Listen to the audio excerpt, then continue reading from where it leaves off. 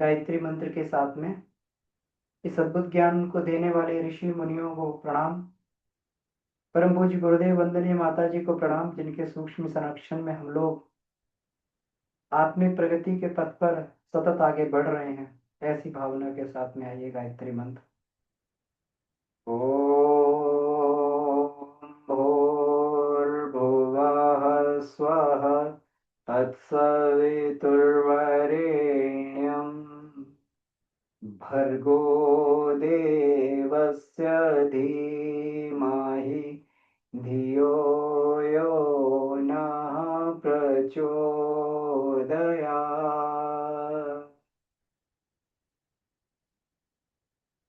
जी प्रणाम।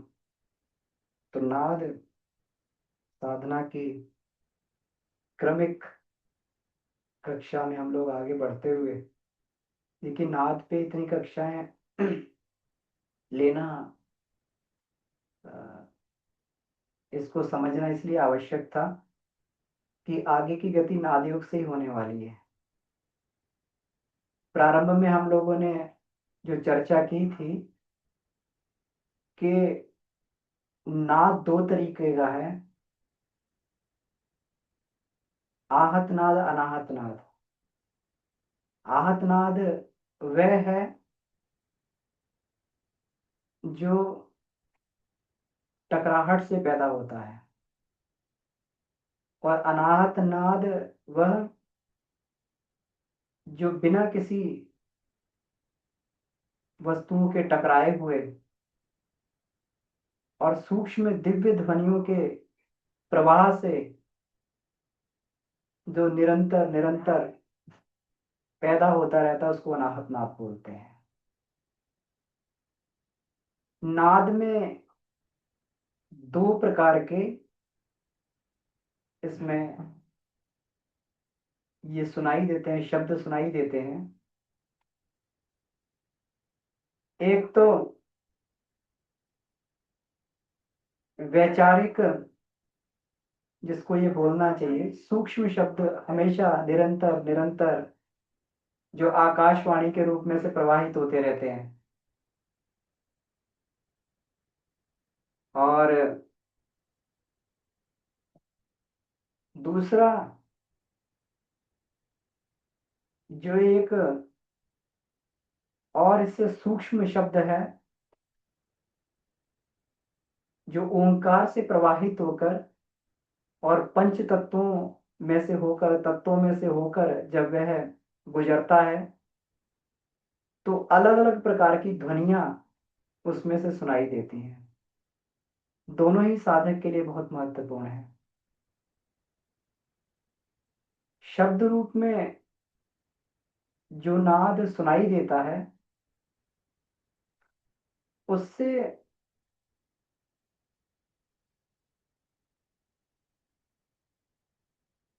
वैचारिक शब्द,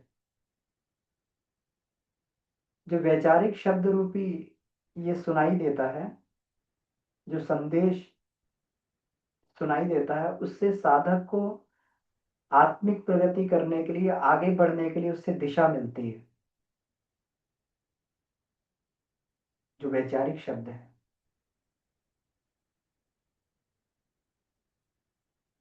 और जो नाद रूपी शब्द है, संगीत रूपी शब्द है, वो साधक के अंदर सूक्ष्मताओं को जागृत करता है, अनेक उपलब्धियों को प्रदान करता है, और उससे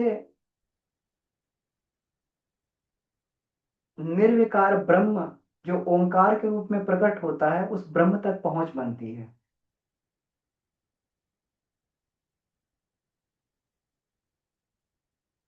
बिना शब्द के पकड़े हुए, सूक्ष्म शब्द के पकड़े हुए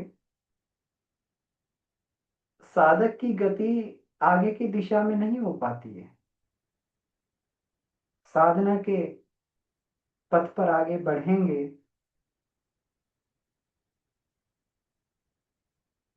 कोई भी नए रास्ते पर आगे चलते हैं, तो अंतःकरण में कई प्रकार की शंकाएं पैदा होती हैं। ये कार्य हम करने के लिए जा रहे हैं, ये सही है, गलत है। और कर रहे हैं तो कहीं कोई त्रुटि तो नहीं हो रही है, ये जिस तरीके से अपेक्षित था वैसे करना चाहिए कि नहीं, वैसे हो रहा है कि नहीं हो रहा है, और अगर नहीं हो रहा है तो उसमें कहाँ पर गड़बड़ी है, कहाँ पर कमी है, और कहाँ पर इसके सुधार की आवश्यकता है, ये सतत मार्गदर्शन सूक्ष्म शब्द के द्वारा ही प्राप्त होता है। तो कहीं पर भी नए पथ पर चलने के लिए तमाम प्रश्न साधक के अंदर पैदा होते हैं, तमाम प्रश्न पैदा होते हैं, और वो प्रश्न जब तक प्रश्न बने रहे तब तक व्यक्ति आगे नहीं बढ़ सकता, कोई भी रास्ता हो। हम किसी चौराहे पर आकर अगर खड़े हो गए और आगे का रास्ता मालूम नहीं है, तो उस चौराहे पर हम लोग असमंजस की स्थिति में आ जाएंगे कि इस चौराहे से आगे कौन सा रास्ता तय करना है, क्योंकि मालूम नहीं होगा। तो अगर किसी रास्ते पे चल दिए और गलत हुआ तो पीछे आना पड़ेगा। और आत्मिक यात्रा में भी साधक को बहुत बार पीछे लौटना पड़ता है। क्यों? क्योंकि सही मार्गदर्शन नहीं मिल पाया था।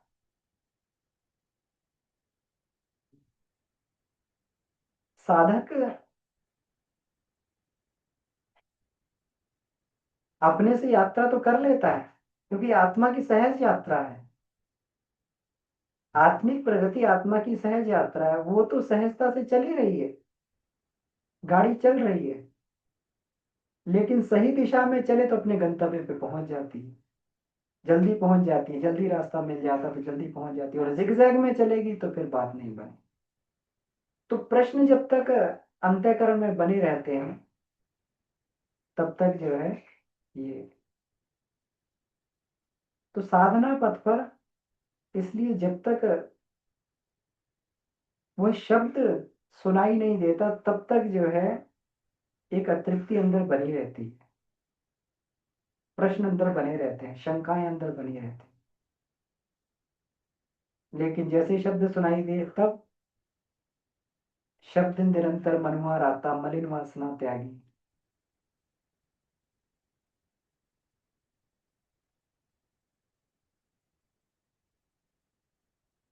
हम लोग कई बार इसकी चर्चा कर चुके हैं कि एक बार एक शिष्य बुद्ध के पास पहुंचता है, बहुत सारे प्रश्नों को लेके पहुंचता है। बुद्ध, मेरे बहुत सारे प्रश्न हैं। ठीक है, बुद्ध कहते हैं ठीक है, मैं तुम्हारे सारे प्रश्नों का उत्तर दूंगा, लेकिन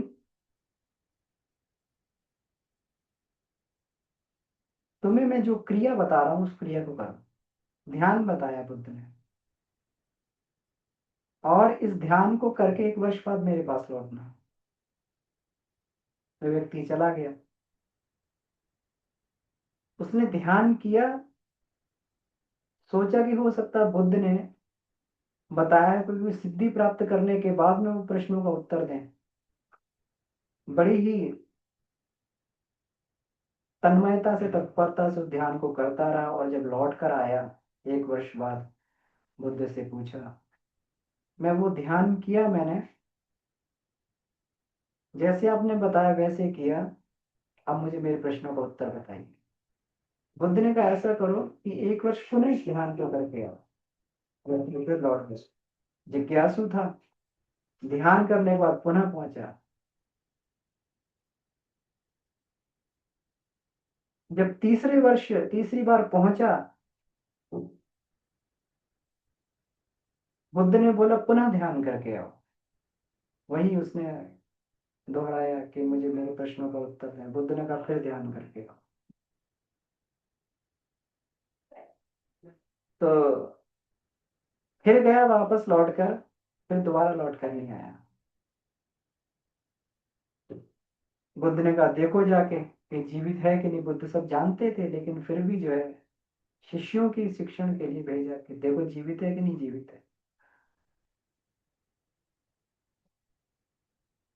उस व्यक्ति के पास में बुद्ध के शिष्य पहुंचे और कहा कि बुद्ध ने तुम्हें बुलाया है, तुम्हारे सारे प्रश्नों का उत्तर देंगे। उस व्यक्ति ने कहा अब इसकी कोई आवश्यकता नहीं है। जिस क्रिया को बुद्ध ने बताया था, जिस ध्यान को बताया था, वो करते करते मेरा अंतःकरण इतना परिष्कृत हो गया कि मुझे सारे प्रश्नों के उत्तर स्वयं ही मिल गए हैं। अब कोई प्रश्न रहा ही नहीं है। प्रश्न मन में आता उससे पहले उसका उत्तर आ जाता है।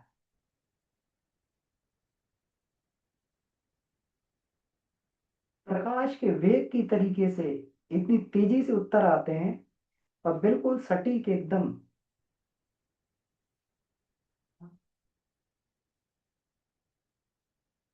तो साधक जब तक ये वाली अवस्था में नहीं पहुंचता तब तक उसकी यात्रा जो है जिगजैग रहती, तब तक वह आत्मावलंबी नहीं बनता। और इसी को कहते हैं अंदर के सदगुरु का जग जाना।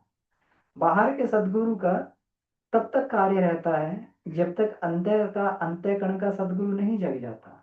जिस दिन अंतःकरण का सदगुरु जग जाता है उस दिन उसका मार्गदर्शन अंतःकरण का सदगुरु करने लगता है। फिर साधक की यात्रा बड़ी तीव्र होती है। उसके मन में कोई संशय नहीं रहता, कोई शंका नहीं रहती उसके मन में। शंका आती भी तो तुरंत उसका समाधान हो जाता है। उसे प्रेरणा की कभी कमी नहीं रहती है, उसे मार्गदर्शन की कभी कमी नहीं रहती है, क्योंकि वो सदगुरु हमेशा उससे नजदीक तो कोई नहीं हो सकता है। जब परम पूज्य गुरुदेव थे, लोगों को कोई शंका होती थी तो भागे भागे शांति कुंज जाया करते। एक ने गुरुदेव ने एक और तरीका बताया कि ये तो मेरे शरीर रहते तुम आ जाते हो मेरे पास में, लेकिन मेरे बाद में क्या होगा। सुबह सुबह ब्रह्म मुहूर्त में बैठ जाना और मेरा इसमें जो है, और जो है शांत मनस्थिति में अपने सिर पे इस तरीके से हाथ फेर कर और जो है ये सोचना कि हम गुरुदेव से जुड़ गए हैं। और फिर जो भी तुम्हारे ये आएंगे, जो भी तुम्हारे प्रश्न है या जो भी तुम चाहते हो मुझसे बात करना चाहते हो कर पाओ। बिना तार का टेलीफोन गुरुदेव ने इसको बताया।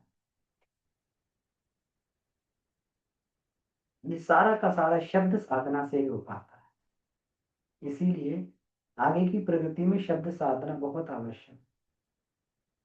और इसमें जो हम लोगों ने अन्नमय कोश में सबसे पहले कोश में जो साधना पढ़ी थी आकाश तत्व शुद्धि की साधना, व्यक्ति जब स्वाध्याय मनन चिंतन धीरे धीरे करता है तो उसके अंदर के पोर्शन, वो ट्रांसमीटर्स, रिसीवर उसके धीरे धीरे खुलने लगते हैं। और रिसीवर ट्रांसमीटर जब खुलने लगते हैं तो वो जो है संदेशों को रिसीव भी करता है और ट्रांसमिट भी करता है।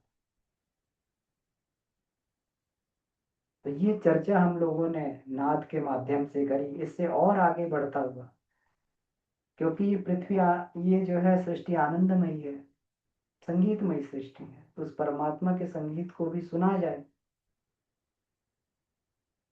तो इस पर हम लोगों ने चर्चा की थी।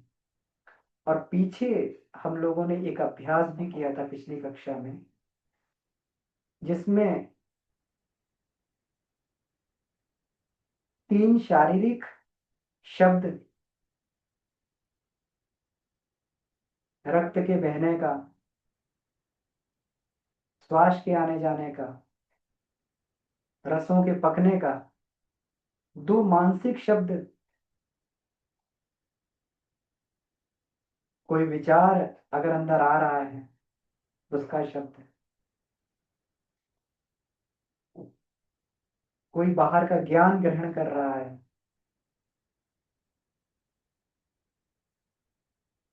अंदर तरंगे उठ रही उसका शब्द। तो 2 मानसिक शब्द और 3 शारीरिक शब्द सुनने की बात इसमें थी। तो इस शारीरिक शब्द और मानसिक शब्दों को इसमें गुरुदेव ने लिखा था कि 15-20 दिन के अभ्यास से ये व्यक्ति को धीरे धीरे सुनाई देने लगते हैं। तो अगर हम लोगों ने अभ्यास किया हो निरंतरता से, सततता से, तो निश्चित कुछ ना कुछ हमें जरूर सुनाई दे रहा होगा। पिछले भी साधकों के अनुभव थे कि ये शब्द सुनाई देते हैं। तो उसमें शब्द में धीरे धीरे करके उसकी और सूक्ष्मता को पकड़ने का प्रयास किया जाए और उसमें आगे बढ़ा जाए। अब इसमें हम लोग आगे बढ़ते हैं।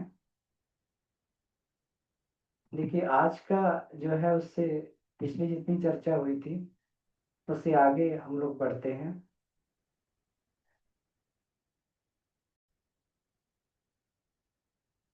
यहाँ तक हम लोगों ने चर्चा कर ली थी इसमें।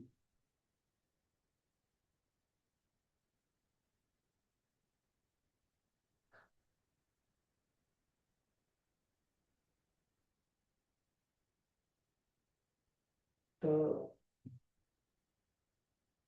इसमें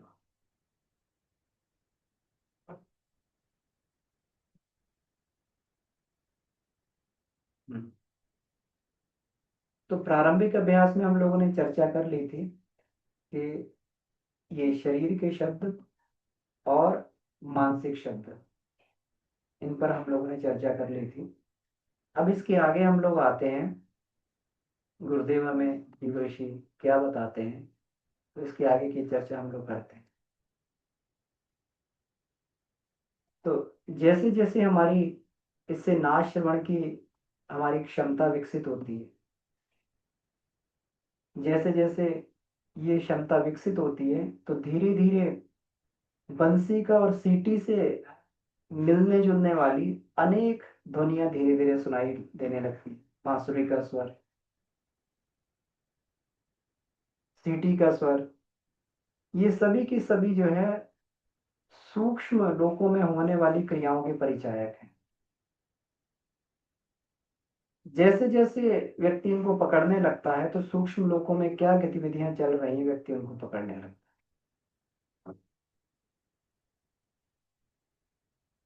क्योंकि ये ध्वनियां बिल्कुल इस तरीके की होती हैं, ये बिल्कुल अपने उद्गम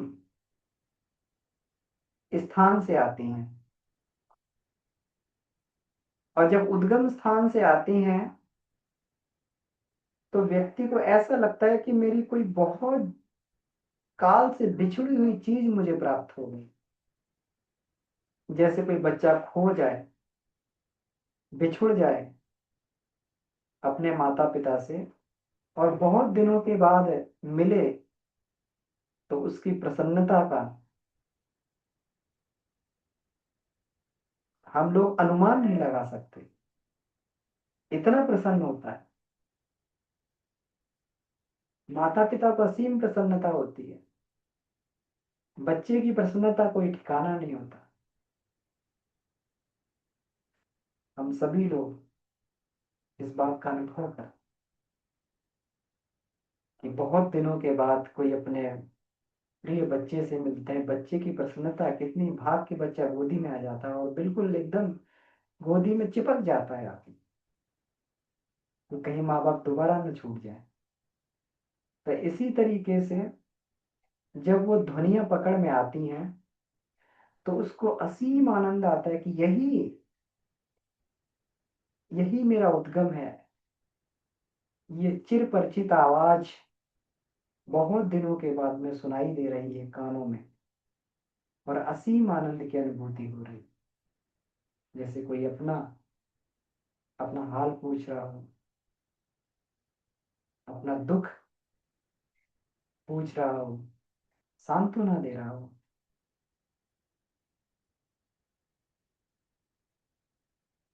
नाद सुनने वाला साधक जिन ध्वनियों को सुनता है, वह उसी तत्व से आती हैं जहां से आत्मा और परमात्मा का बिलगाव हुआ है।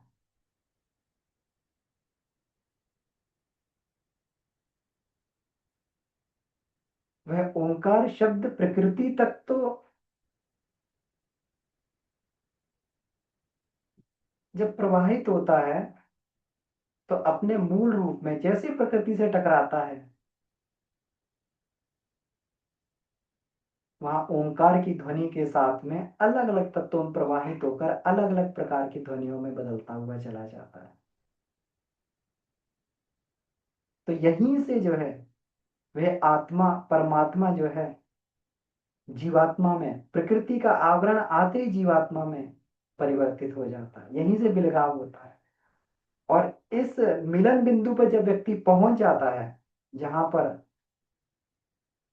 प्रकृति और पुरुष का मिलन बिंदु है, जहां पर आत्मा परमात्मा का मिलन मिलन बिंदु है, वहां पर असीम आनंद की अनुभूति। धीरे धीरे धीरे धीरे अभ्यास से ये शब्द और स्पष्ट होने लगते हैं, और स्पष्ट होने लगते हैं, उसमें अद्भुत आनंद आने लगता है।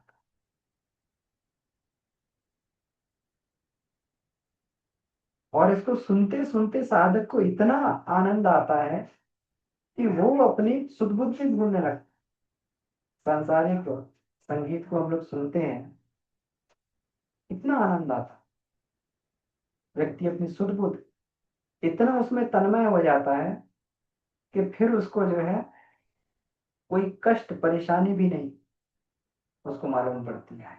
आजकल जो है म्यूजिकल थेरेपी के माध्यम से, संगीत चिकित्सा के माध्यम से कितने लोगों को ठीक किया जा रहा है।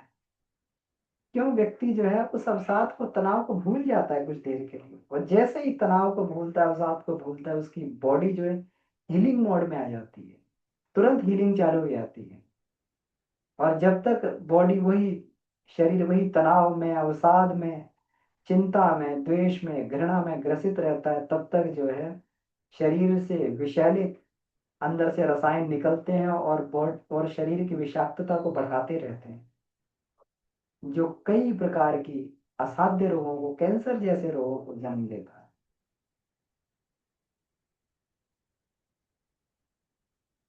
हम लोग उस युवती का ये जानते हैं, वो स्त्री चेतना चेतन सुपर चेतन में हम लोगों ने पढ़ा था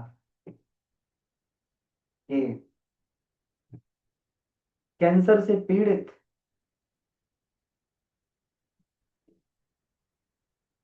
यूएस में, उस समय की बात है जब डिटेक्शन की मशीन बहुत कम हुआ करती थी, जब उसे उसका नंबर आया, पता लगा, तो कैंसर डिटेक्ट हुआ। अब उसने कहा कम से कम एक मशीन तो और ऐसी होनी चाहिए देश में, कम से कम आधे लोगों का समाधान हो जाएगा। वो सारी सुध बुध भूल कर जो है उसने एक मिशन में लग गई कि मेरे जीवन में मुझे तो मरना ही है, मैं तो मरने कगार पे बैठी हूँ, लेकिन मेरे जीवन का लक्ष्य उसने ये बना लिया कि एक और ऐसी मशीन, ताकि कम से कम जो है आधे समय में, और मुझसे मुझे इससे इससे जो है 6 महीने में पता लगा, मुझे 3 महीने में पता लग गया था, तो मेरे ट्रीटमेंट हो सकता है, 90% लोगों की जान बच सकती। उसने प्रयास किया, रात दिन उस पर एक ही धुन सवार रहती कि मुझे उस मशीन को खरीदना है, परोपकार की भावना उसके अंदर बनी रहती। उसने देश के लोगों से संपर्क करके सबसे अनुदान इकट्ठा किया, और जब वो मशीन आई, सबसे पहले उसका परीक्षण हुआ, तो उसके अंदर जो है कैंसर का एक भी सेल नहीं था, सारे के सारे सेल नष्ट हो चुके। क्योंकि जिस क्षण से उसने ये सोचना प्रारंभ किया, अपने चिंतन को अलग दूसरी दिशा में मोड़ा, उसी दिन से विषाक्तता धीरे धीरे धीरे धीरे समाप्त होकर, और शरीर ने ऐसे ऐसे रसायनों को अंदर पैदा कर दिए कि वो सारे कैंसर के सेल को हील होते हुए चले गए। हमारे बॉडी से बढ़कर कोई भी रसायनशाला नहीं, हमारे शरीर से बढ़कर कोई भी फार्मेसी नहीं है, इसमें कोई भी दवा तैयार हो सकती है। इतना कॉम्बिनेशन, बॉडी से ज्यादा इंटेलिजेंट कॉम्बिनेशन कोई भी नहीं बना सकता। जितनी जल्दी जो है रोग प्रतिरोधी क्षमता शरीर पैदा कर लेता है, एंटीबॉडीज शरीर जनरेट कर लेते हैं, इतनी जल्दी कोई नहीं कर सकता है। केवल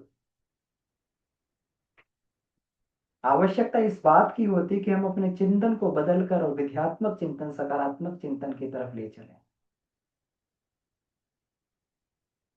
नाद साधना का क्रमिक अभ्यास करते हुए व्यक्ति के अंदर धीरे धीरे वो सारी की सारी जो है, जैसे उसका चिंतन जो उस ओर मुड़ता है, तो जहां वो वासना से जूझ रहा था, शब्द निरंतर मनुआ राता मलिन वासना त्यागी, जैसे उसको शब्द सुनाई देता है, तो रात दिन जिनसे विषय से, विकारों से वो जूझ रहा था, बार बार कह रहा था विषय विकार मिटाओ पाप हरो देवा, विषय विकार मिटाओ पाप हरो देवा, वो सब अपने आप समाप्त होने लगते हैं। उनका चिन्ह, क्योंकि हम जितना उसके बारे में चिंतन करते हैं, उतना ही उसको जो है खाद पानी मिलता हुआ चला जाता है, उतना ही वो बढ़ते हुए चले जाते हैं, उतनी उनकी इंटेंसिटी बढ़ती है। वैसे बहुत ज्यादा क्षुधा और भूख नहीं लगती है, लेकिन जिस दिन उपवास रखा उस दिन खास करके लगती है, और सुबह ही लग जाती है, बड़ी तेजी से लगती है। क्यों? क्योंकि चिंतन उस तरफ हो जाता है कि आज भोजन नहीं मिलेगा, मन अलर्ट हो जाता है, और फिर उसी में लग जाता है कि हमने मन को अलर्ट कर दिया उसके प्रति। तो जैसे ही हम लोग जो है, इसी को कहते हैं शमन, अपने अपने चिंतन को दूसरी दिशा में मोड़ देना, और उसी से लड़ते रहना, बीमारी से, बुराई से, उसको दमन कहा जाता है। और दमन कभी भी सफल नहीं होता, शमन सफल हो जाता। क्योंकि जितना हम ये करते हैं, उससे लड़ते हैं, उतना ही बढ़ती हुई चली जाती है। धीरे धीरे जो है, इसमें साधक को अद्भुत आनंद आने लगता है श्रवण में, अपनी सुध बुध भूल जाता है। अंतिम शब्द जैसे बताया, क्योंकि अंतिम शब्द ओंकार है, यही प्रारंभिक शब्द है। प्रकृति का प्रकृति का अंतिम छोर जो है ओंकार है। यहाँ पर अंत में जाकर जो है, या फिर ये कहें कि प्रकृति का प्रारंभिक छोर ओंकार है, और चेतना का अंतिम छोर ओंकार है। इसको जो है, जो हम लोग अब ये पढ़ेंगे स्वाध्याय में, गायत्री हृदयम, तो इसमें ये कहा है, ये ब्रह्म का अन्नमय कोश है। हमारा जैसे अन्नमय कोश होता है, स्थूल शरीर होता है, सबको दिखता है। तो ब्रह्म को अगर देखना हो तो ओंकार के रूप में ही देखा जा सकता है। ये जो है, सबसे पहले ब्रह्म का रूप जो है सृष्टि पर प्रकट होता है, ओंकार के रूप में होता है। तो ओंकार ही अंतिम शब्द है, यही अंतिम शब्द है। ये सारी की सारी ध्वनियां जो है ओंकार में बदल जाती है। इन्हीं से जो है ये होता है। घड़ियाल में जैसे चोट मार दी जाए तो ये झंझनाहट पैदा होती है। अब जिन्होंने सुना है, अब ओंकार ध्वनि तो इतनी सूक्ष्म होती है। तो गुरुदेव इसमें बताते हैं कि इसकी ध्वनि इस तरीके से होती है जैसे घंटे में चोट मार दी जाए। और होता ही है बिल्कुल, जब ब्रह्म का स्फुरण का आघात प्रकृति पर होता है, तो उसी तरीके से झंकार पैदा होती है, जैसे घंटे को बजाने से जो झंकार पैदा होती है। और वो जो है, और वो झंकार से, कंपनों से, और वो कंपनों से क्या होता है कि वो कंपनों से जो रेजोनेंस पैदा होता है, उससे पूरी की पूरी प्रकृति ये चलने लगती है। और जो लोग जानते हैं रेजोनेंस कितना पावरफुल होता है, बड़े बड़े बिल्डिंग, बड़े बड़े पुल,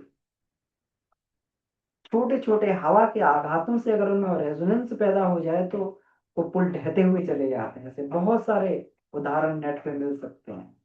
तो ध्वनि जो है, जो वाइब्रेशन पैदा होते हैं, इस वाइब्रेशन ही पूरी की पूरी सृष्टि को चलायमान करती है। और ये ओंकार का है, ये अंतिम शब्द जो सुनाई देता है हमें प्रकृति का, तो ओंकार का होता है।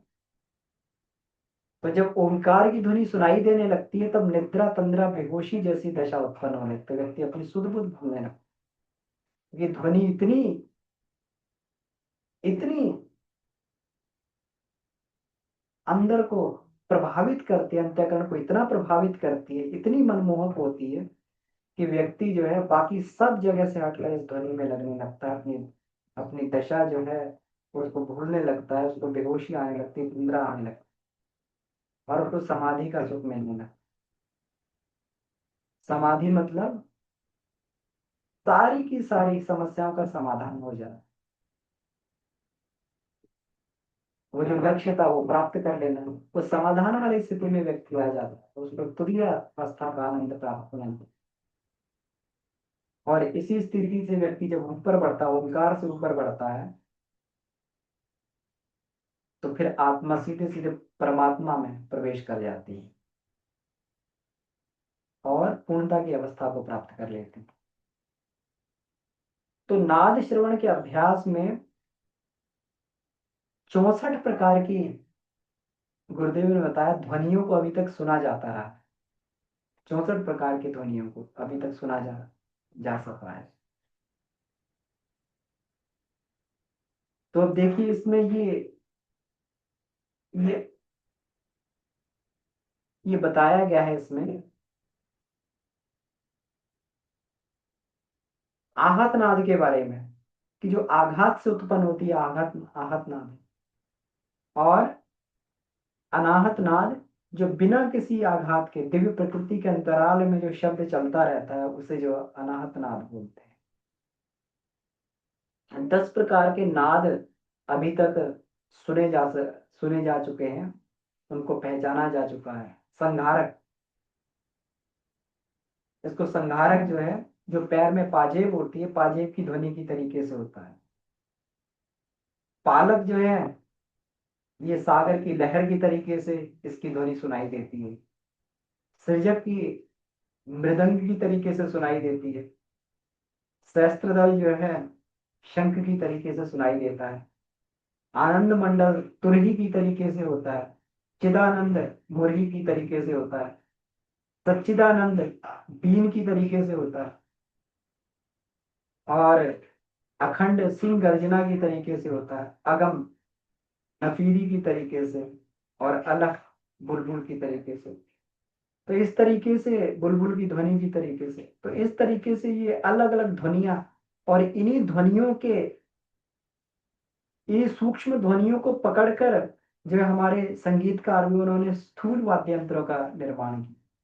यही पहले कहीं ना कोई ध्वनि तो उनके मन में आई होगी, तभी तो उन्होंने कि इस ऐसा ये होना चाहिए। जब तक कोई कारण नहीं होगा हमारे अंतःकरण में, पैदा नहीं होगा, जब तक कोई ये पैदा नहीं होगा, तब तक जो है, जब खोज पैदा नहीं होगी, कहते हैं ना कि necessity is the mother of invention. जब तक किसी चीज की नेसेसिटी नहीं होगी, आवश्यकता नहीं होगी, तब तक आविष्कार नहीं। तो जब उस नाद को सूक्ष्म रूप से हमारे ऋषियों ने, साधकों ने, हमारे संगीतज्ञों ने, क्योंकि संगीत भी अपने आप में पूरी की पूरी एक साधना है, सामवेद पूरा का पूरा संगीतमय है। और संगीत हमारे जितने भी हैं सब छंदबद्ध मंत्र हैं। हर एक मंत्र का एक छंद, एक ऋषि और एक एक देवता होता है। छंद का मतलब जो है, उस हर एक छंद का तरीका होता है, उसको मंत्र के गायन का तरीका होता है। हम लोग कभी अश्वमेध यज्ञों में उनमें गए हो, तो वहां पर ये रहता है, वहां पर गायन का तरीका, हर एक मंत्र, वैदिक मंत्र या लौकिक मंत्र के पहले उसके गायन का तरीका उसको बताया जाता है। मध्यम स्वर, षडज स्वर, उच्च स्वर, दैवत मध्यम स्वर, विलंबित गति। तो जैसे जैसे जो है ये होता है, तो उनको छंद के गायन का तरीका होता है। तो वो छंद गायन करने से जब हमारे अंतःकरण से वैसी वैसी साउंड वेव्स निकलने लगती हैं, तो ब्रह्मांड की शक्तियों से संबद्ध हो जाती हैं, और शक्ति से आदान प्रदान होने लगता है। तो इस प्रकार से अलग अलग प्रकार की ध्वनियां इस ब्रह्मांड में जो प्रवाहित हो रही हैं, जब भी कोई सूक्ष्म में भी कोई घटना घटित होती, तो वैसी प्रकार की ध्वनि जो है वहां पर, उस प्रकार की ध्वनि आकाश में गूंजने लगती है, ब्रह्मांड में उस तरीके की ध्वनि गूंजने लगती है। इसीलिए जो हमारे ऋषि मुनि लोग होते हैं, उनको भूत भविष्य वर्तमान की जानकारी हो जाए। किससे होती है? इन ध्वनियों के माध्यम से उनको जो भूत भविष्य वर्तमान की जानकारियां उनको मिलने लगती। ये इसी माध्यम से, इन्हीं ध्वनियों के माध्यम से होता है। जब कहीं कुछ होने वाला है, कहीं कुछ बनने वाला है, कहीं कुछ बिगड़ने वाला है, ये प्रकृतिगत ऐसे ही होता। बिल्कुल उसी तरीके से जैसे एक रेडियो होता है, वो अलग अलग जगह पे अपने को ट्यून करता है, इसको अलग अलग जो है ये शब्द सुनाई देने लगते हैं अलग अलग। जैसे रेडियो स्टेशन अलग अलग चैनल को पकड़ता है अलग अलग फ्रीक्वेंसी पे, वैसे साधक अपने को इन शब्द लहरियों से, संगीत लहरियों से संबद्ध कर लेता है। और केवल जोड़ नहीं लेता है, केवल जान नहीं पाता, उनमें हेर फेर भी कर सकता है।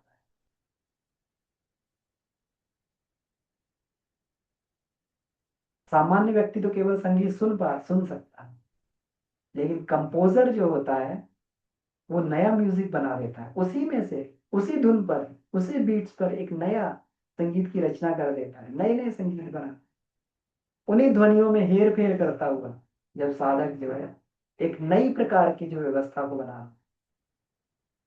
विश्वामित्र ने, महर्षि विश्वामित्र ने त्रिशंकु के लिए नए स्वर का निर्माण कर दिया। कहाँ से कर दिया, कैसे कर दिया, सूक्ष्म में क्या किया होगा? इन्हीं शक्तियों से, मंत्र शक्ति के द्वारा शब्द शक्ति के द्वारा सूक्ष्म में परिवर्तन कर दिया और वो पदार्थ में बदल गया। तो दिव्य प्रकृति के अंतराल में ये ध्वनियों के माध्यम से, शब्द के माध्यम से हेर फेर होता है।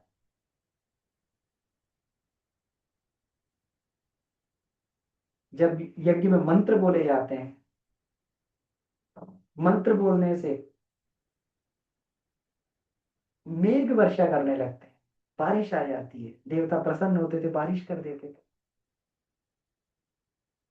हवा बहने लगती थी, वातावरण बड़ा ही सुरम्य हो जाता था। ये क्या था? प्रकृति की शक्तियां भी इन मंत्रों के सामने, नाद के सामने बाध्य हो जाते हैं, उन्हें उस तरीके से करना पड़ता है। इसीलिए मनुष्य जैसा कोई भी प्राणी सृष्टि में नहीं है कि मनुष्य चाहे तो कुछ भी कर सकता, वो जो सब ईश्वर कर सकता है वो मनुष्य कर सकता, क्योंकि उसके अंदर ऐसे ऐसे ट्रांसमीटर, रिसीवर भगवान ने बनाए हुए हैं कि अगर वो एक्टिवेट हो जाए, अगर वो चलने लगे, तो व्यक्ति कुछ भी कर सकता है। लेकिन वो व्यक्ति अभ्यास से, जैसे जैसे उसकी पात्रता विकसित होती है अभ्यास के द्वारा, तब जाके उसको जो है धीरे धीरे वो क्षमताएं उसके अंदर पैदा होती है। नहीं तो सामान्य में तो जैसा जीवन चल रहा है वैसा चलता ही रहता है। तो फिर इतने बढ़िया बढ़िया इक्विपमेंट देने का फायदा क्या है? भगवान ने इतना बढ़िया बढ़िया दिया इक्विपमेंट, और इतने बढ़िया बढ़िया अंदर ट्रांजिस्टर लगे हुए हैं, ट्रांसमीटर्स लगे हुए हैं, रिसीवर्स लगे हुए हैं, वो सब लगे हुए हैं। उसका फायदा क्या हुआ? जब इन क्षमताओं का व्यक्ति प्रयोग करने लगता है, और एक बात पक्की है कि इनका जैसे जैसे व्यक्ति प्रयोग करने लगता है या प्रयोग की क्षमता आती है, एक बड़ी रिस्पॉन्सिबिलिटी, बड़ी जिम्मेवारी उसके ऊपर आ जाती है। बड़ी बड़ा पद है तो बड़ी रिस्पॉन्सिबिलिटी आएगी। हम लोग आईएएस अधिकारी को देखते हैं, उसकी कितनी बड़ी पावर होती है। आप आईएएस अधिकारी से पूछिए, क्या वो वास्तव में उस पावर का आनंद उठाता है? आनंद क्या लेगा वो? उसके ऊपर एक बहुत बड़ी जिम्मेवारी आ जाती है। जरा सी भी, कोई छोटी सी भी बात कहने से जो है पूरे के पूरे कितने बड़े वातावरण में जो उसका प्रभाव पड़ सकता है, एक छोटी सी बात कहने से।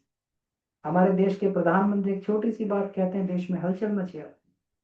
कितना बड़ा प्रभाव उसका हो सकता, कितना बड़ा उसका जो है ये हो सकता है। तो उसके ऊपर उतनी,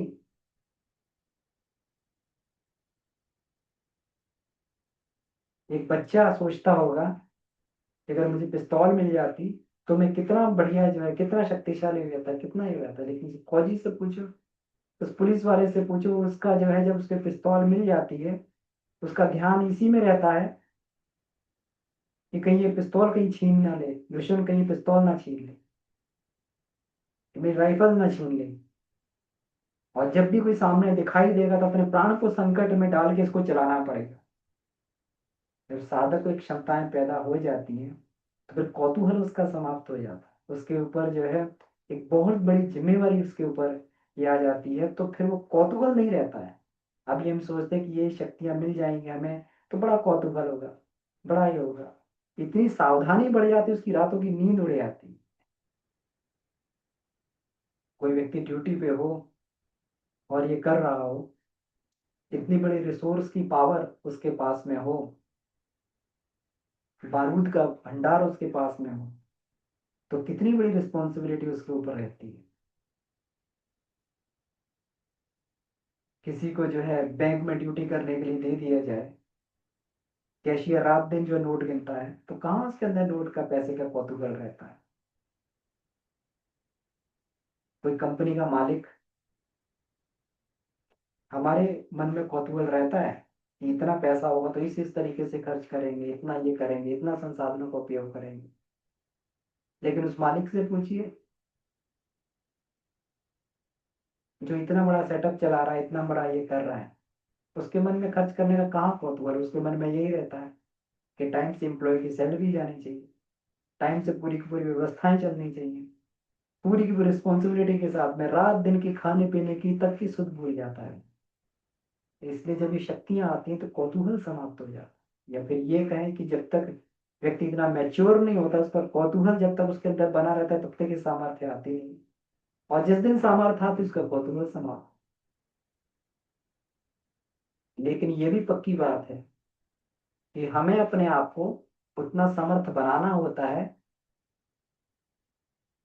कि हम उसके अधिकार का सही प्रयोग कर पाए, उस पर अधिकार स्थापित कर पाए, क्योंकि हम ईश्वर के राजकुमार हैं, और राजकुमार को अपनी शक्तियों का प्रयोग करना पड़ता है राज्य की व्यवस्था को चलाने के लिए। राजा को अपनी शक्तियों का सामर्थ्य का प्रयोग करना पड़ता है, उसको किसी ना किसी दिन तो उतना सामर्थ्यवान राजा बनना पड़ता है कि वो जो है उसको व्यवस्थाओं को चला सके। इसी तरीके से भगवान भी मनुष्य को ढूंढते हैं कि इस सामर्थ्य को किसको हस्तगत कर दूं, वो कौन जो है इसको व्यवस्थाओं को ही चलाए। हमारे ऋषियों ने इसको हस्तगत किया, लेकिन अपने कर्तव्य पालन का आनंद भी अद्भुत होता है। जितनी बड़ी रिस्पॉन्सिबिलिटी, जितना बड़ा कर्तव्य, इतना बड़ा उसका कर्तव्य का आनंद रहता है। साधन के भोग का आनंद नहीं है, लेकिन कर्तव्य का आनंद तो रहता है कि हमने इतनी बड़ी जिम्मेवारी को हमने पूरा किया। तो नाद श्रवण जो है बहुत ही आवश्यक है साधना में आगे बढ़ने के लिए। नाद की क्षमताओं को जगाना बहुत ही आवश्यक है, दोनों तरीके से। इसमें शब्द की साधना भी हम लोग करें, नाद की साधना भी करें। इसकी साधना में हम लोगों ने ये देखा था, पिछली बार भी प्रैक्टिकल किया था, तो फिर इसको जो है आज फिर रिपीट करते हैं, और आशा है कि सब लोग इस प्रैक्टिकल को कर रहे होंगे अपने अपने स्तर पर। तो इसको हम लोग ये देखते हैं।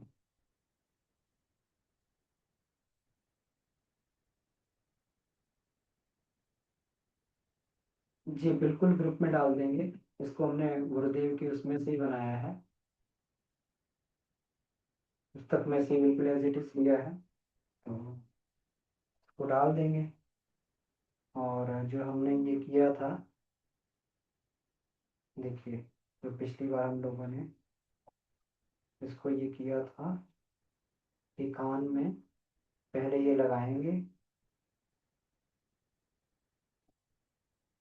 ठीक है, कान में से लगा लेंगे, और देखिए पीछे कुछ तकिया मसनद वगैरह या सहारा लेके बैठते हैं, या फिर कोने में बैठ जाए, तो मेरे पीछे कोना है तो कोने में बैठ जाएंगे। प्रकाश कम से कम रहे इसमें,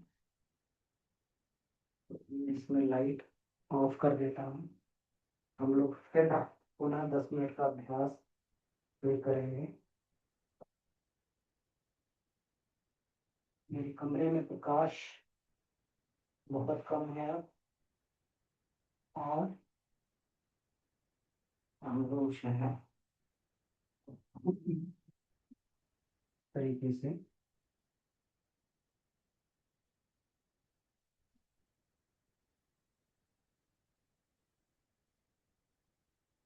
ये इसको कोने में आ गया हूँ एकदम, ताकि मेरा शरीर टिक जाएगा ये।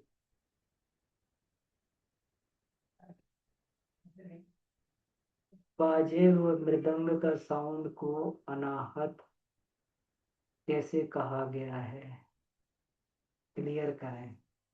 ठीक है भाई साहब, तो हम लोग ये करेंगे,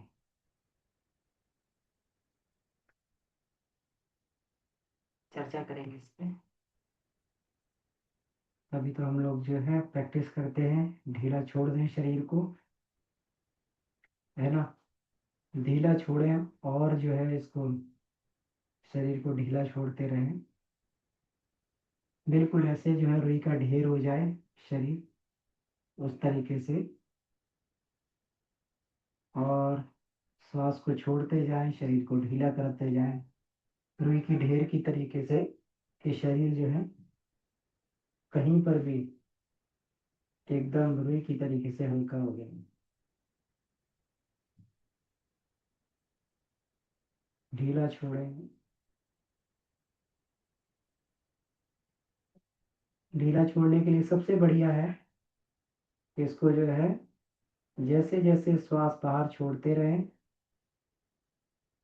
ये मान के चलें कि शरीर बिल्कुल एकदम निश्चेष्ट हो रहा है और बाहर जाती हुई सांस के साथ में शरीर को ढीला छोड़।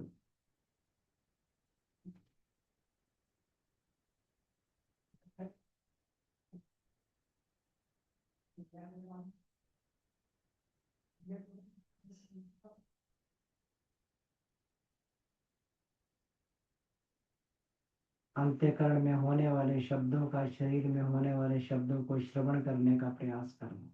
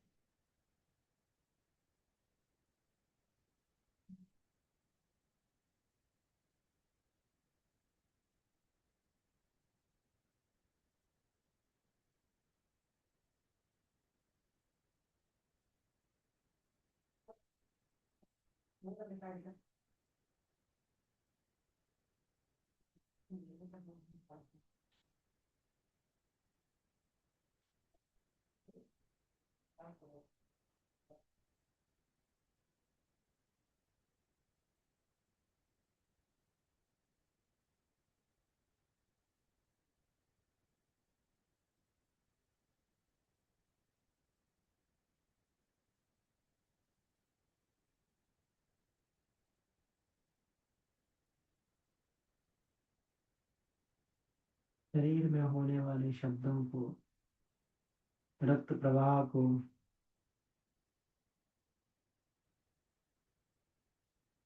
आती जाती श्वास से पैदा होने वाले शब्द को, शरीर में चल रही गतिविधियों के शब्द को सुनने का प्रयास करेंगे।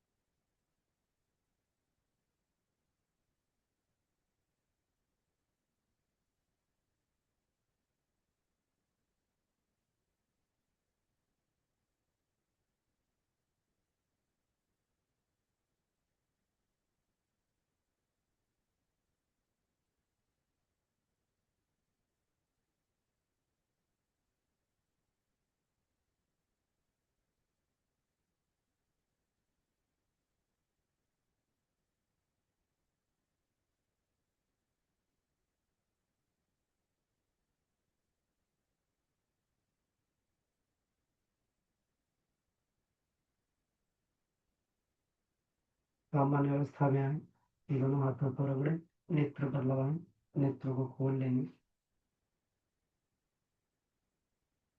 तो धीरे धीरे अभ्यास से जो है नाद श्रवण की क्षमता इसमें विकसित होने लगती है।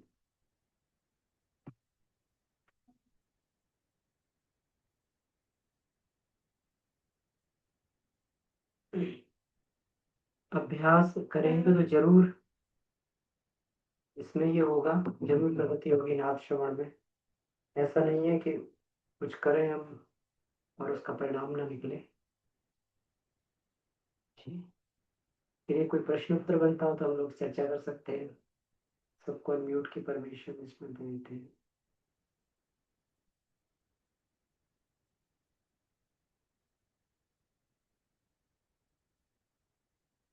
ईश्वरी के लिए प्रणाम।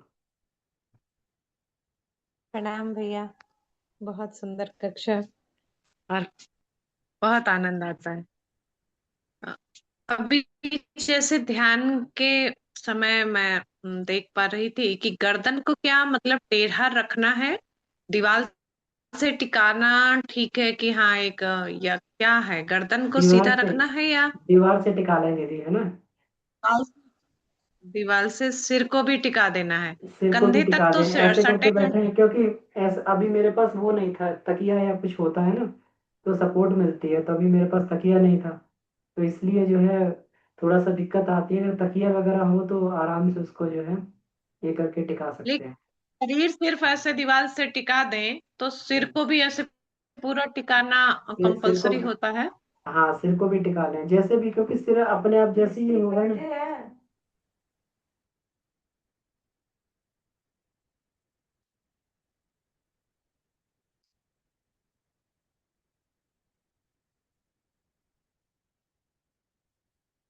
हाँ तो उसमें बिल्कुल दीदी, क्योंकि ऐसा है ना जब आप इसमें ये कंट्रोल छूटेगा ना तो सिर अपने आप सब गिरने लगता है ना, कभी आपने देखा हो तो सिर अपने आप गिर जाएगा, तो हम्म ऐसी जगह पे रखें कि सिर टिक जाए कहीं पे। हम्म। जी भैया। है ना, तो ठीक, धन्यवाद। सिर देखिए सीधा रहेगा तो ठीक रहेगा। तो उस तरीके से बैठे कि मतलब सिर जो है सीधा ही रहे, सीधा दीवार पे टिक जाए। तो पीछे लगा के बैठेंगे तो अभी जो है जब हम करते हैं तो इसको ये करते हैं, अब हमने कोने पे ये अभ्यास किया। अगर आप सीधी दीवार पे करेंगे, ऐसे में करके बैठेंगे तो ये थोड़ा और सीधा रहना रहता है। ये ज्यादा सही रहेगा, मुझे यही लगा जी भैया। जी जी। हम्म कोने में थोड़ा सा ये रहता है कि गहराई बढ़ जाती है, या तो फिर उतना पीछे तकिया वगैरह सपोर्ट के लिए वो। जी जी। भाई मैं बोली ये कंपलसरी है क्या, गर्दन को एकदम बैक कर से टर्न करना, राइट या लेफ्ट या पीछे, ये मैं वही जानना चाह रही हाँ तो इसमें जहां पे भी हूँ। करते हैं आप सहारा खुद नहीं, मिले वो अच्छा। खुद नहीं गर्दन को टेढ़ा करेंगे अपने आप जी, ये लुढ़क जाती है इधर उधर। लग जाती है वो जब सहारा नहीं रहता है तब। जी तो जी जी। लुढ़क जाएगी, तो इसलिए पूरा सहारा प्रॉपर लेके इसको जो है हम। हाँ हाँ। जी भैया। बाबूजी तो शीर्षासन में ही ध्यान लगा लेते हैं। देखिए ध्यान की गहराई में आप जब भी जाएंगे ना तो फिर बॉडी से कंट्रोल छूट जाएगा, है ना। तभी जो है उतना, जब तक बॉडी से कंट्रोल बॉडी पे बना रहेगा तब तक जो है फिर वो वाली कम से कम सूक्ष्म स्तर पे नहीं पहुंच पाएंगे। बिल्कुल बिल्कुल। जी। तो जब तक बॉडी के सुध बुध को भूल के बिल्कुल एकदम उसमें नहीं जाएंगे तब तक जो है ना, तब तक बात नहीं बनती, इसलिए अ, पूरा जो है इसमें करना पड़ता है।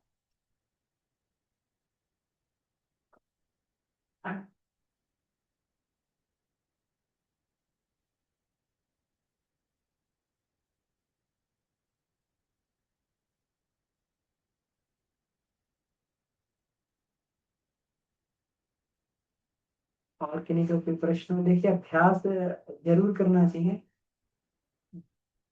इसमें। जैसे जैसे अभ्यास करेंगे तो कम से कम ये वाली क्षमता तो, यहाँ तक तो देखिए झींगुर की ध्वनि और ये सीटी की ध्वनि तो धीरे धीरे जो सुनने में आने लगी। और इसमें जो भैया का प्रश्न था जी भैया, ये पायल की झंकार और ये कैसे है ना, अनाहत, ये साउंड अनाहत कैसे हुई। तो ये भैया किसी को उससे पैदा नहीं हो रही है, साउंड जो है बिल्कुल इस तरीके से जो है ये आ रही है कि ये आहत नहीं है, बजने से साउंड नहीं आ रही, तो प्रकृति के अंतराल में अपने आप पैदा हो रही है ना। अब ये है कि वो एक्चुअल पायल नहीं बज रही है, जो एक्चुअल पायल की ये ध्वनि होती है बजने से निकलती है, वो एक्चुअल पायल नहीं बज रही, उससे मिलती जुलती है ना। अब वो मिलती जुलती इसलिए है, कभी आप ये देखें कि जो ये होती है, हवा चलती है तो ये बांस के पत्तों से होकर स्पर्श करके जब हवा ये करती है तो अपने आप बांसुरी बजने लगती है, बांसुरी सी ध्वनि अपने आप आने लगती है ना। तो इस तरीके से ये ध्वनियाँ अपने आप ही पैदा होती हैं, ये किसी वाद्य की ध्वनि नहीं है। वाद्य की ध्वनि जो आहत ध्वनि वो तो बजाने से हो रही है, ये तो जो ओंकार की ध्वनि जो पहले से, क्योंकि ये साउंड पहले से आ रही है और जब इस तत्वों के अंदर से होके निकल रही है तो उस तरीके से साउंड ये पैदा कर रहे हैं, इसको रिजेंबल कर रहे हैं साउंड को। तो ये बजने से तो यह है एक नई ध्वनि जो उससे निकलती है किसी चीज को बजाएंगे, लेकिन लेकिन जो ध्वनि पहले से आ रही है तो कन्वर्जन हो रहा है भैया इसका। अमन भैया, घुंघरू वगैरह में, जैसे घुंघरू का है, चाहे समुद्र का जो बताएं, तो वो जो लहर भी तो आवाज आता है, जैसे घुंघरू में भी जो पाइप का था, चाहे मृदंग का जो बताएं, तो उसमें भी जैसे कि जब तक थाप नहीं डालते हैं तो साउंड, तो एक तरह से थाप जब से डाले तो आहत हो गया ना वो। तो थाप तो पड़ी रही और है ना। हाँ, तो देखिए उसका तो ब्रह्म साउंड का आए तो ब्रह्म ब्रह्म का आहत ही उस है। पर प्रकृति पर ये हो तो रहा ही है, आघात हो ही रहा है, लेकिन ये जो है कंपन जो पैदा हो रहे हैं, सूक्ष्म कंपन पैदा हो रहे हैं, इससे ध्वनि पैदा हो रही है और इसलिए सूक्ष्म कण इंद्रियों को सुनाई भी नहीं देती है ना भैया। तो साउंड तो है ही, इस साउंड का कन्वर्जन मात्र है ये। तो साउंड तो पहले से आ ही रहा है, लेकिन अलग अलग जगह से गुजर रहा है तो अलग अलग तरीके की ध्वनियों में बदलता जा रहा है। हाँ, जैसे ओम वगैरह का तो क्लियर हो जाता है, जैसे उसमें कहीं कोई टकराव नहीं होता है, लेकिन इसमें अभी भी मुझे क्लियर नहीं हुआ नहीं कि तो जैसे। टकराव तो होगा ही, जब तत्वों से आप ये देखें कि पानी में से किसी चीज को गुजारेंगे तो अलग तरीके का साउंड होता है, पानी में बोल के देखिए साउंड अलग हो जाएगा, हवा में बोल के देखिए साउंड अलग होगा, आग में देखिए अलग हम्म। तरीके का साउंड होगा। तो पंच तत्वों से जो है जब होके गुजरेगा साउंड तो अलग अलग ध्वनियां होंगी भैया। तो जब हाँ, वो तो अब ठीक है भैया, लेकिन मेन जो हाँ, ये मेरा तो उसी से जो है मेन जो जैसे मेन ही था कि जैसे किसी आहत चीज में हम से लोग गुजरती। हाँ ने आहत का मेरा यही, मैंने सिंपल डेफिनेशन हम ये लेते हैं कि जैसे कोई जैसे आघात हो गया, जैसे कि घुंघरू में जैसे कि उसका जो रहता है, आघात हुआ तो उससे आवाज निकलती है, तो वो घुंघरू का आवाज हुआ, तो उसको तो हाँ, आहत ही हम लोग बोलेंगे ना। इस अनाहत कैसे बोल रहे हैं उसको, वो मुझे अनाहत थोड़ा सा इसलिए ये भैया नहीं समझ बोलेंगे, में आ रहा। वास्तव में वो आहत ही है ना। वो लेकिन वो इतना हम्म। सूक्ष्म आहत है, क्योंकि यहाँ पे हम आहत नाद को उस तरीके से लेते हैं 20 से 20 हजार के बीच में जिसकी फ्रीक्वेंसी, उसको आहत मान के चलते हैं, लेकिन अच्छा। आघात तो सूक्ष्म स्तर पे हो भी रहा हम्म। है ना। तो यहाँ पर जो इसको एक रिलेटिव इसको लिया है भैया, रेफ उसको जो जिसको ये कहते हैं ना कि सापेक्ष में, तो बीस ओके से ओके। बीस हजार के बीच में फॉल कर रहे हैं उसको हम आहत बोल रहे हैं, लेकिन जब हम्म। इसमें ये अनाहत नाद भी है तो ये भी तो प्रकृति से टकरा ही रहा है और शब्द उत्पन्न हो ही रहा है। हम्म। तो आहत तो हम्म। यहाँ पर भी है, लेकिन इसको इसलिए अनाहत बोल दिया क्योंकि 20 से 20 हजार के बीच में नहीं है। अच्छा अच्छा। हम्म। जी, इससे हमारे कान वाइब्रेट नहीं हो रहे, इससे ये इसको सूक्ष्म जो है हमारी इंद्रियां पकड़ रही हैं। ओके। जी, तो इस परिप्रेक्ष्य में जो ये आहत नहीं हुआ क्योंकि कान कम से कम नहीं बज रहे इससे। हम्म। हाँ ठीक है भाई, चलो। जी।